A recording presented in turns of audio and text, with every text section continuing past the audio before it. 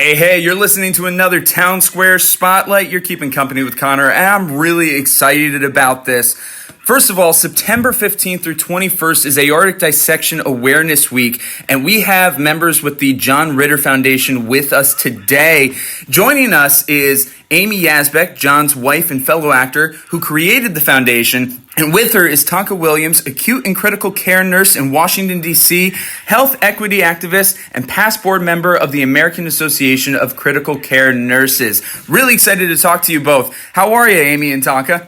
Good. Doing great. We love this opportunity to talk. You are doing the good thing. Trust me. The awareness piece is super impossible to do unless we have that microphone and that platform. So thank you so much. Absolutely. Thank you. Oh, well, you guys are doing a lot of the legwork, getting all of this taken care of. Connor, are you in Poughkeepsie? I heard a rumor. I am in Poughkeepsie, yes. Excellent. I used to visit my daughter in school there at Vassar. Oh, really? There at Vassar? Oh, that's fantastic. Yeah, no, Vassar, the campus is so lovely, and I go for a lot of events and concerts over there. So good. Actually, that's where my parents took their wedding photos. You're kidding. Did love that.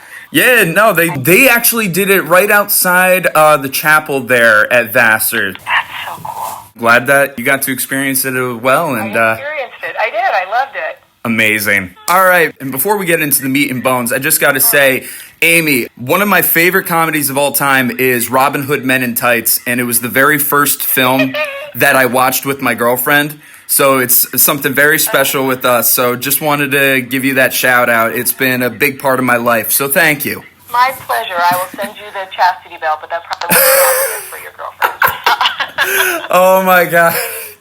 That'd be an awesome prop to have. But amazing. Sorry. No, you're good. That's fantastic. But yes, first of all, the John Ritter Foundation. John Ritter, an amazing, acclaimed actor.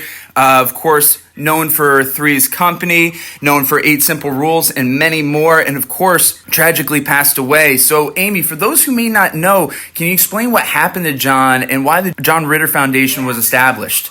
So, 8 Simple Rules, which you mentioned, the second season was starting up, and during a rehearsal, John had searing, stabbing chest pains and was taken across the street to the hospital where he was admitted into the emergency department, and he was having something called an aortic dissection, but he was immediately given treatment for a heart attack, and sadly they are completely opposite. An aortic dissection is a tear in the largest artery in your body that takes the blood from your heart to everywhere else.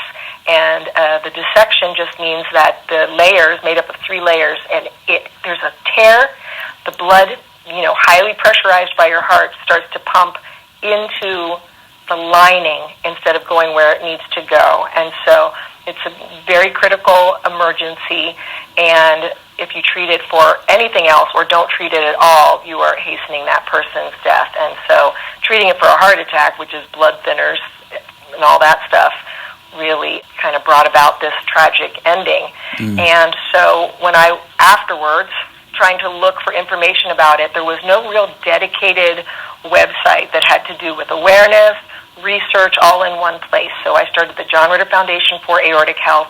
Our website is johnritterfoundation.org. She likes to say the .org part. I do.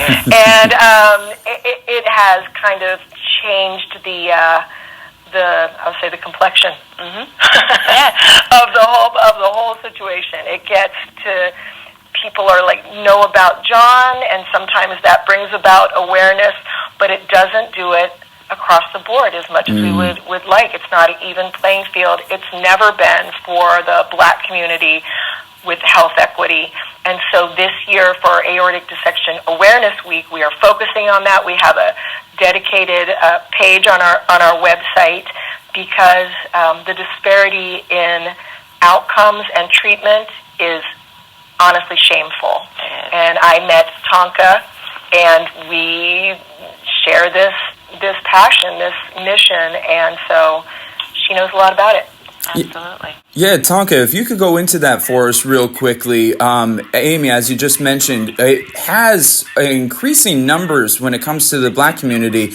Why it's affecting them more than others, I don't understand. This is all still new to me. But Tonka, can you explain a little bit more about aortic dissection and its impact on the Black community here in the U.S.? Yes, absolutely. Just like Amy described, the aortic dissection is a medical emergency and can cause sudden death.